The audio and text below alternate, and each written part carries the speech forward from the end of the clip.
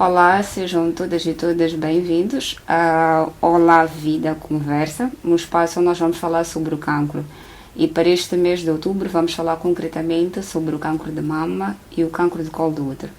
Para esta conversa eu conto com Marisa Martins, que vai nos falar um bocadinho da sua trajetória de luta e superação contra o cancro da mama. Marisa, a sua história de luta com o cancro começa coincidentemente numa praia, onde de repente faz um toque ao seu corpo e percebe que tem lá um nódulo. E isto muda completamente a história da sua vida. Pode nos contar como é que foi esse processo? O historial de cancro, começo por dizer que não tenho historial de cancro na família. E estava de facto em janeiro com o meu filho em férias. Eu falo sempre Bazaruto, porque Bazaruto é aquele top praia que nós temos e estávamos... E eu levantei o braço e senti uma dor. Achei estranho. E quando faço o gesto, passo a mão por baixo da axila, sinto um alto. E já fiquei assim meio sobre aviso. Epá, o que é isto? Não deve ser nada. Mal-estar, mas achei qualquer coisa estranha. Não quis ficar com grande preocupação, porque habitualmente, por volta de fevereiro, aproveitava sempre o feriado de 3 de fevereiro para fazer o meu controle, que fazia, portanto, fora, aqui na África do Sul, e estava próximo, vou ver o que é isto, e assim foi. Chego ao meu controle, vou para fazer a mamografia habitual, anual, da mamografia, ultrassom, e depois do ultrassom dizem, ainda precisamos de ir para ali para fazer uma biópsia. Olá! Não me pareceu ser um bom sinal. E, após ser feita a biópsia, me informaram que me comunicariam o resultado da biópsia. E assim foi. Comunicaram-me. É muito duro, porque esta coisa de nós fazermos consultas aqui ao lado, pelo menos esse era o método, era a gente vai-te ligar. E se não houver nada, não ligamos. Se houver qualquer coisa, e de facto eu num belo dia que ia para o serviço, tinha uma reunião nesse dia, o telefone começa a tocar, olho assim e vejo que era o mais 2713. Eu disse, não é bom sinal. Continua a tocar, e eu à quarta vez parei o carro e atendi. Pronto, o médico pedia-me que eu viesse imediatamente, portanto foi uma terça, pedia que eu viesse numa quarta, e eu expliquei que não era possível, eu estava mesmo ocupada, estávamos num processo, portanto a empresa onde eu trabalhei, tinha sido adjudicado o concurso de alimentação para os Jogos Africanos e estava nesse processo já com as pessoas contratadas, as negociações e todo o processo dos Jogos Africanos que iam decorrer nesse ano, em 2011. Perguntei ao médico se podia ir na quinta-feira e assim foi. Então, de umas belas praias, umas belas férias, de repente eu mudei para uma outra praia, que não era aquela praia agradável. Portanto, dei de caras com o cancro da mama, ou o cancro da mama é que me apanhou, e começou o meu processo todo relacionado com o cancro da mama. 2011, fevereiro de 2011, que terminou em setembro, 7 de setembro, se não estou em erro, de 2011. Falo o processo todo porque entrei no protocolo da quimioterapia e no protocolo da radioterapia. A conversa que tivemos, Marisa sempre teve hábitos saudáveis, e um diagnóstico de uma doença qualquer sempre tem um impacto grande, e é maior ainda quando é cancro. Acontece que depois de ter o diagnóstico passou por uma cirurgia e acreditou que estivesse de alguma forma livre da doença, mas vieram muitos outros passos depois disso. Como é que foi mais ou menos este processo? Estes passos todos relacionados ao cancro? Ednise, é assim, a Ednise disse algo que é fundamental, que é a parte de nos sentirmos saudáveis, a parte de nós fazermos sempre os nossos check-ups. Eu venho de uma profissão, fui assistente de bordo durante 20 anos, em que nós tínhamos por prática fazer as juntas médicas. Sem a junta médica nós não poderíamos voar. Eram juntas médicas anuais. Então, essa prática, quando eu me reformei, manteve-se. Daí o meu check-up, portanto faço, não é só a parte ginecológica, é a parte do coração, um check-up completo ao meu estado de saúde. Mas, paralelamente a isso, tenho bons hábitos alimentares, consideramos saudáveis, fazia desporto, acho que até muito mais do que faço hoje. Caminhava muito, mas caminhava muito. E é uma surpresa, de facto, a pessoa ser apanhada com este diagnóstico. Yes, it's câncer. E a primeira pergunta que te vem é: porquê? Eu? Mas, na verdade, está ali o diagnóstico, é real. E o que é que acontece depois? Aí está. É todo o processo que nos é explicado. Fui para uma cirurgia. A minha primeira cirurgia, eu digo primeira porque tive duas, foi algo porque tinha que passar derivado do resultado da biópsia. Então, foi-me explicado que eu ia fazer uma lumpectomia. O que é a lumpectomia? É a retirada de nódulos que se situam, portanto, nesta zona axilar que nós temos. E foi-me feita a lumpectomia. Sei que de 10 nódulos me tiraram 3. Não me apercebi em momento algum, ou não sabia, ou não me recordava, que tudo o que nos é retirado em cirurgia vai para uma análise patológica. E o resultado que veio desta análise patológica não foi bom, porque, afinal, eu estava a acreditar que tinha terminado o processo cirúrgico e entrar para a radioterapia, afinal, eu tinha o cancro espalhado no meu seio esquerdo todo. Quando vou para tirar os drenos da primeira cirurgia, uma semana depois, o médico me diz que o resultado não era bom e que precisávamos de partir para a mastectomia. Eu sei que olhei para o médico, fui quase ao chão. Eu, há bocadinho conversávamos, eu entrei num ringue de boxe. Portanto, estava a ser travada uma luta. Eu quase que ia ao chão. E só me lembro de perguntar ao médico: o senhor opera na quarta-feira? Eu estarei aqui na próxima quarta-feira. O senhor ficou a olhar assim para mim.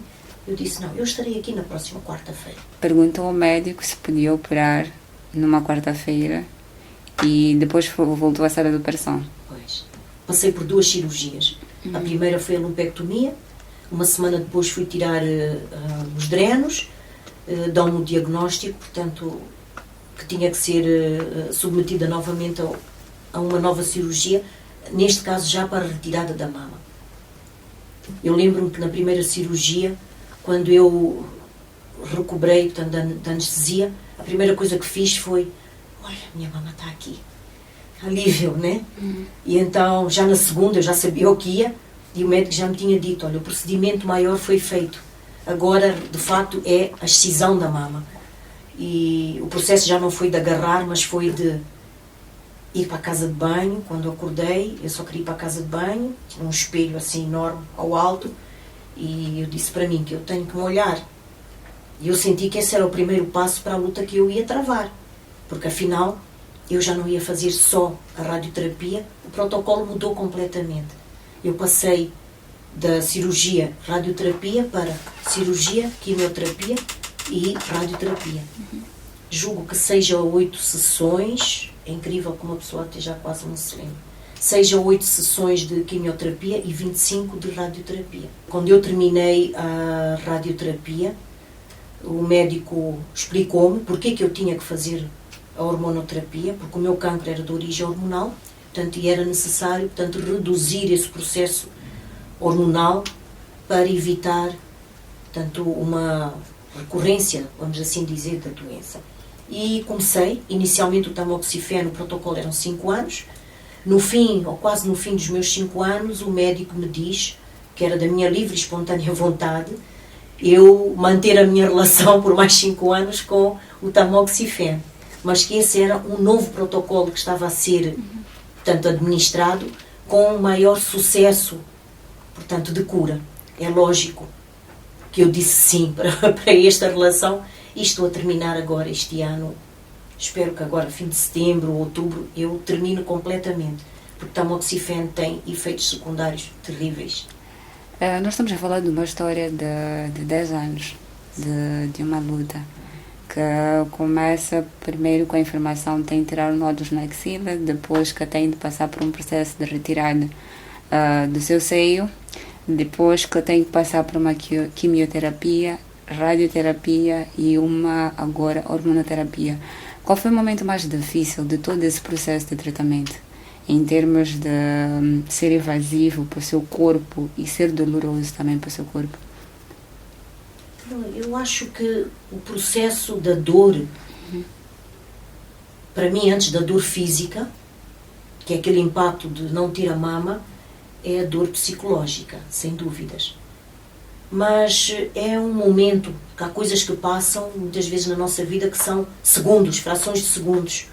Elas passam. E não há momento para a gente ficar naquele momento parado, porque as coisas passam. Então, pensar qual foi o momento mais... Eu devo dizer que provavelmente foi a quimioterapia, não o processo todo, porque uma mastectomia e a quimioterapia é um drama muito grande ainda.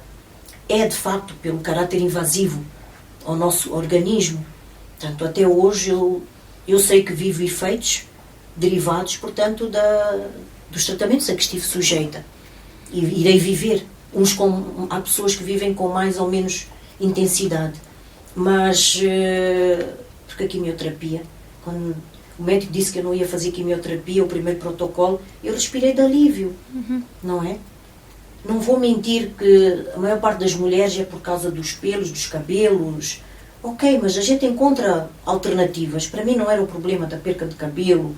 Portanto, era... E depois daqui, como é que eu fico? Então, a quimioterapia é aquela fase. E depois, pronto, os questionamentos. A falta de cabelo. Há pessoas que ficam mais magras, outras nem por isso. Eu costumo dizer, quando estava a fazer quimioterapia, eu parecia que tinha feito uma plástica. Não me recordo ter a minha pele tão lisa e esticadinha como naquela altura. Mas era tudo derivado do tratamento, sem dúvida. Mas todo o processo do cancro, desde o diagnóstico ao tratamento, tem a ver com a maneira como a pessoa decide levar. Falando da importância de acreditar em si. Acreditar em si foi o pilar mais importante para garantir que hoje esteja aqui conosco a contar essa história. Sem dúvida, Denise. Uma das coisas que eu digo que é fundamental, antes de tudo, é acreditarmos em nós. Mesmo que a gente esteja no fundo do poço, nós não podemos deixar de acreditar em nós. E isso foi algo que, assim que o médico me deu, eu senti aquele embate, fiquei tonta. Para quem costuma... Eu nunca assistisse isto nos filmes, né? Tem aquele momento que a gente quase que vai ao chão, mas eu não me deixei ir ao chão. E eu falo às pessoas, não se deixem ir ao chão. Acreditem em vocês. Nós vamos buscar forças não sei onde, mas tenho a certeza absoluta que haverá histórias similares a estas, neste ponto de acreditar e da força que nós não sabemos onde vamos buscar, mas encontramos-la. Contou que teve de sair de Maputo, da cidade de Maputo, entrar num carro, conduzir 250 km aproximadamente, sozinha, para Nelspruit, tendo consciência de que seria operada e que iriam lhe tirar o seu seio. Sim, fiz. Eu não tinha outra alternativa. Julgava que alguém me iria acompanhar, mas a pessoa não estava disponível. Não foi problema nenhum. Era a minha vida que estava em jogo. Marisa, vamos. Música, conduzir, apreciar a paisagem. Eu lembro que a Denise há pouco falávamos, mas o que pensava? Eu disse, não podia pensar nada. Havia um objetivo, eu tinha que chegar lá. Pé no acelerador, o que o carro permitia, e andar, e chegar lá. Houve pessoas que seriam importantes para a sua trajetória nesse percurso da luta contra o cancro de mama que não estiveram presentes, mas também, por outro lado, houve pessoas que lhe surgiram como um apoio. E uma dessas pessoas foi uma vizinha sua, que coincidentemente encontrou num supermercado e que descobriu que tinha um histórico de cancro como o seu através da televisão. Esta pessoa foi o seu suporte, foi alguém que lhe fez entender que a história de cancro não era algo que acontecia só consigo. Qual é a importância das pessoas perceberem que o cancro não é uma história que está a acontecer só com elas, de terem suporte? O que isso muda, o que significa na história de quem passa pela luta de uma doença como o cancro? eu acho que viver um historial de cancro sozinho deve ser algo terrível, sem suporte familiar ou de amigos. Não quero entrar na história porque fiz os 200 e tal quilómetros, porque foi um percurso, porque tudo o resto tive algum apoio. Sem dúvida que quando eu encontrei a Mita, através daquele programa televisivo, foi uma pessoa que me caiu do céu, tinha um problema ou estava a passar por algo porque eu também estava a passar, e eu precisava desesperadamente falar com alguém que eu conhecesse que tinha passado por alguém. Eu não conhecia. Porque esta questão de falar do cancro, as pessoas não sei agora, falamos um pouco mais, há muitas associações que falam sobre isto, mas há 10 anos eu não me lembro de conhecer muitas pessoas que tivessem tido cancro de mama. Mas depois de eu ter tido cancro de mama, foi incrível, pareciam cogumelos, e muitas delas eram pessoas conhecidas. E a propósito disso surge a Renascer. Pode nos contar um bocadinho sobre a história, o que ela significa na sua trajetória de cancro, não só como alguém que passou, mas por alguém que hoje em dia pode servir de espelho e dar suporte a outras pessoas? Isto é assim, como eu dizia há pouco, eu estava a ver um programa televisivo e vi a Mita e procurava desesperadamente. Naquela altura não me lembro da existência, portanto, de alguma organização com quem eu pudesse falar sobre o cancro e sobre as minhas preocupações relacionadas com o cancro para além família, né? E quando vi, ela estava a falar num programa com uma enfermeira e falava sobre o cancro da mama, porque tinha passado, eu disse, preciso falar com esta senhora, preciso de encontrá-la. Tínhamos sido vizinhas, já não éramos mais. Então eu percebi o quão importante é uma mulher que é diagnosticada com o cancro da mama ter alguém com quem falar, mas principalmente de uma forma positiva. Mas essa pessoa que também tenha passado pelo mesmo, porque há uma empatia, porque passar pela mesma situação é completamente diferente de eu estar a falar com alguém que vai me dizer, sim Marisa, tem calma, isso vai passar, tem força.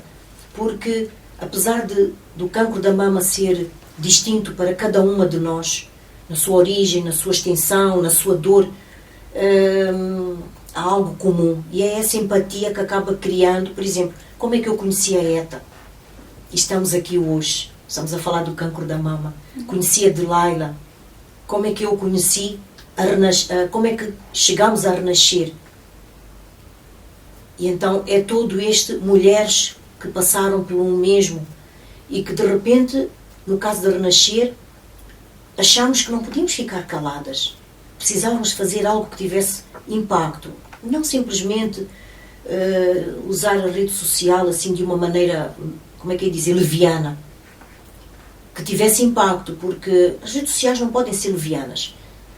Leviana é aquele de todos os dias que a gente fala, olá, hoje fui, fiz uma selfie, etc. Não, mas é um mecanismo muito forte, muito potente. Seja um Facebook, um Instagram, um próprio WhatsApp, passar informação. Que é algo que, pelo menos há 10 anos, há 3 anos, há 5 anos, havia muito. Hoje já temos várias organizações. Foi o que aconteceu connosco, com a Renascer. Portanto, a Carolina Araújo foi a pessoa e a Daisy Mogno que tiveram iniciativa, porque uma tinha histórico na família e a outra tinha passado por um cancro de mama.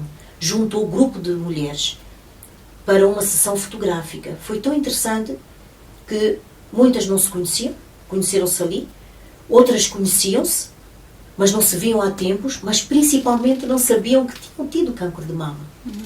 Tu também.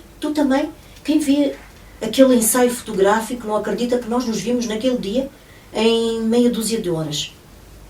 Não conhecíamos de lado nenhum, a maior parte de nós. Passámos a conhecer a tal empatia. Fizemos uma sessão fotográfica fantástica, fizemos uma campanha de bastante impacto e vimos a questão do preconceito patente em muitos comentários que foram feitos às nossas fotografias. Que não era necessária exposição, não era necessário. Mas o que nos trouxe o impacto que aquela amostra, aquele ensaio fotográfico que nós partilhamos nas redes sociais ao longo do mês de outubro, teve um impacto tão grande, nós sentimos, não só a nível de Renascer, mas sentimos nas campanhas de consciencialização que continuamos a fazer. E suportámos muitas vezes nas nossas apresentações, nós pomos sem receio nenhum as nossas fotografias. Que outras coisas mudaram na sua vida e em jeito de fecho, como é que aconselha, o que é que diz, que ponto é que marca o recomeço da vida de uma pessoa que tem um histórico de cancro de mama?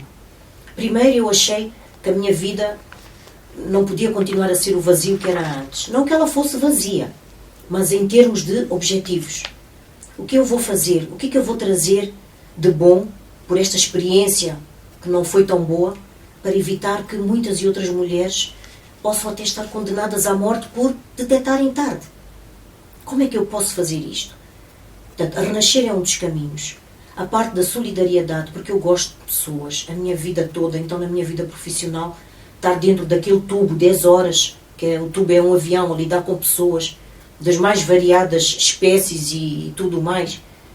Então eu gosto, quer dizer, é paixão mesmo, gosto de lidar com pessoas. Então eu pensei que por alguma coisa isto me aconteceu. Eu preciso de alertar o mundo o máximo possível, alertar as mulheres, para que menos mulheres morram. Como fazer isto? De várias maneiras, portanto, através de Renascer, ou pessoas que me conhecem, alguém liga, diz: "Epá, Marisa, olha, tenho uma sobrinha, tenho isto." Não, manda falar comigo. E procurei essa trajetória. Aqui há um ponto, mesmo a tipo de fecho, que eu gosto muito de falar. Eu ia fazer 50 anos e pensei: uau, vou fazer aquela farra que eu nunca fiz, uma big farra, uma big festa de super comemoração, cheguei aos 50 anos. Eu, de facto, cheguei aos 50 anos depois de um cancro e uma mulher diferente. E não estava mais preocupada com uma big farra, desculpem o termo, mas estava preocupada com uma orientação para algo melhor. E sou levada na minha procura à Casa da Alegria, que é um orfanato conduzido pelas Irmãs Madre Teresa de Calcutá. Encontrei-me ali, encontrei o meu objetivo de vida, encontrei aquilo, não encontrei, quer dizer, reafirmei aquilo que eu de facto queria fazer. E é o que eu digo a todas as pessoas: o cancro não é uma sentença de morte. Absolutamente, não é. Em algum momento é um sinal, é a oportunidade que nós temos para voltar a viver, mas mantendo sempre alguns pilares. E esses pilares são fundamentais quando estamos no período do tratamento, do diagnóstico e tratamento, que eu falei há pouco, que eu chamo os 3 Fs: força, fé, foco. E passa a ser isto que me conduz, seja nos meus atos de solidariedade. Portanto, tenho uma gratidão imensa por continuar viva, e então eu tenho que fazer de tudo para fazer que mais Marisas possam continuar vivas. Muito obrigada, Marisa, por contar-nos a sua história e por mostrar-nos que o diagnóstico de cancro de mama não é um diagnóstico, não é uma sentença de morte, como nos esteve a dizer. E temos a certeza que a partir de agora as pessoas que nos estão a assistir irão pensar e ver o cancro de uma outra forma. E eu não sei se gostava de dizer, em jeito de fecho, alguma coisa para quem neste momento esteja de facto a passar por uma luta de cancro da mama, ou que tenha recebido um diagnóstico difícil como o seu. Nunca, jamais será demais falarmos sobre o cancro. E para quem esteja a passar por um diagnóstico ou tratamento, ou uma situação difícil, pensem sempre, olhem os exemplos de mulheres, ou homens também, porque também há homens que tiveram cancro de mama, né? Que sobreviveram, mas acima de tudo porque acreditaram que é possível. Não é fácil, pode ter sido menos difícil para mim ou para uma outra pessoa, mas depende como cada um de nós reage e enfrenta, mas acreditando sempre que é possível. É fundamental acreditar. É fundamental acreditar. Bom, como disse-nos a Marisa, é fundamental nós acreditarmos que existe uma história, existe uma vida por trás do diagnóstico do cancro de mama. Você pode vencer e existem vários passos, como a La Vida, como a Renascer, para lhe darem todo o suporte que precisa neste momento. Muito obrigada a si que esteve a nos acompanhar. Nós voltamos numa próxima oportunidade para lhe falar mais sobre o cancro da mama e do colo do útero.